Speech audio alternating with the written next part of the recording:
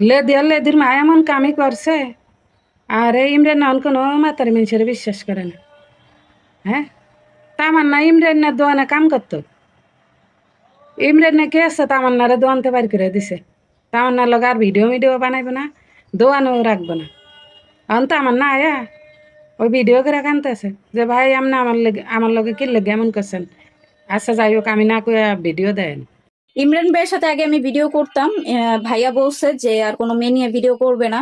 এবং কি আশুলিয়া জামগড়া আব্বাস মার্কেট তে আমি চাকরি করতাম, যে দোকানটা মোবাইলের, ওই দোকানে আমি চাকরি করতাম, ওইখান থেকেও আমাকে বের করে দিছে। ভাই একটা মেয়ের জন্য প্রত্যেকটা মেয়েকে ভুল বুঝতেছেন, এটা কি ঠিক? ভুল করছে একটা মেয়ে আর আপনি ভুল বুঝতেছেন প্রত্যেকটা মেয়েকে।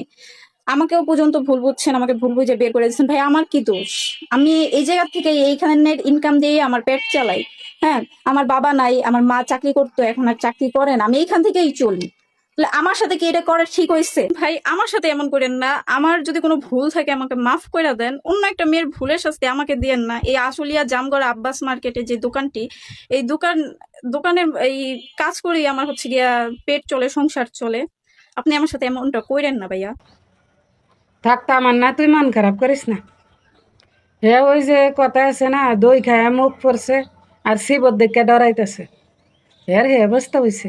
মা গো এই লেদির মা রে যে কেম করছে, হে শিক্ষা হয়ে গেছে। হে মাতারি মানুষের আর বিশ্বাস করে না।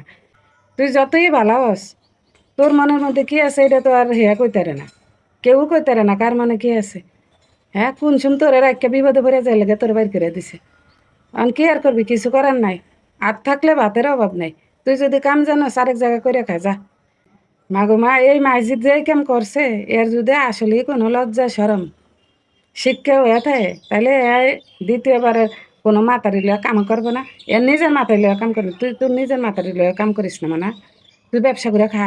আর তার না তুই অন্য জায়গায় চাকরি লো, আরে তোর লাগে মায়া লাগতেছে, কান্দিস না।